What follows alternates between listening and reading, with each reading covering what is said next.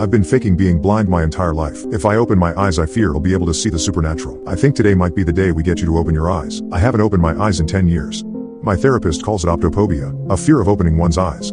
It all started in my teens when I witnessed my parents getting murdered. My life was no different than a blind person. The only difference is they have no choice in the matter. But I had to adapt to life as if I was blind. I use a blind stick to get around. I can tell the difference between different coins just by how they sound. I've learned to read Braille, but when people find out I'm not blind, they either think I'm crazy or they think I'm a joke. It's hard to describe the constant feeling of being scared. I live in a perpetual state of terror. It's like closing your eyes to the scary parts of a horror movie. But for me, I kept them closed. I've seen many therapists over the years. Some have gotten close to helping me overcome my fear. But there is one major obstacle. I've been attending a support group for the past 5 years, and throughout those years, people would come and go. Normally, to overcome your fear, you need to face what it is you are scared of. The success rate for this is high. But how can I face my fear if I'm too scared to open my eyes long enough to face it? I always found my therapist's voice so soothing, and always wondered if the voice matched his face. I think today you need to explain to me what happened to your parents. I could feel the bile rise from my stomach and my hands began to clam up. I've never fully opened up about what happened all those years ago. It was my birthday and my mom had just finished cutting the cake. I'm not sure where it came from or how it got in the house.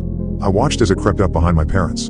It moved slowly but with murderous intent, a bit like how a lion stalks its prey before it. What did this creature look like? He asked. It's like I have a picture of the creature seared into my brain and I can still see it even with my eyes closed. His eyes were bright red, and filled with a murderous hunger. I explained. My hands were shaking and I could feel beads of sweat roll down my back. Take your time. I promise you are perfectly safe, my therapist said in a soft, caring tone. It was frothing at the mouth, and he had teeth and claws that looked like they could rip you apart. The sound of my therapist's voice had changed to a more concerning tone. Are you sure it wasn't a man and not an animal? He asked. It wasn't a man. It was some kind of beast. People don't move the way the creature moves.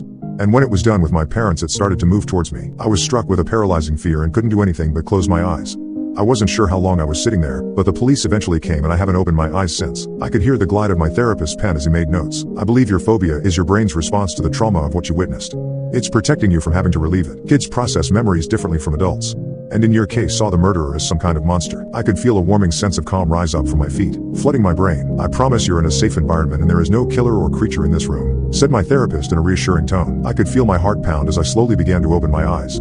My therapist had kept the room dark to protect my eyes. The sensation was probably what a blind person would experience when seeing the world for the first time. My eyes stung as they adjusted to what light was in the room. It took a few moments for my eyes to come into focus before I could see my therapist's soft, reassuring eyes. I always felt that the creature that killed my parents was always close and just waiting for me to open my eyes so I could watch as he ripped me apart. The fear was still there, but the room was empty apart from me and the therapist. I told you there was nothing to be scared of. I was about to rejoice in my newfound sense of sight when I was stopped dead in my tracks by the sound of growling coming from behind my therapist. A sound I had only heard once before when my parents were murdered. A feeling of intense dread overwhelmed me as I watched the same creature I was confronted with all those years ago creep up behind my therapist. It had the same red hungry eyes as before and pounced before I had a chance to warn him. My therapist screamed in the same agonizing pain my parents made as he was ripped apart. When it was done, it trained its sights on me, and before it could get to me, I shut my eyes again. You see, it's not a fear of opening my eyes. It's the fear of what would happen if I did.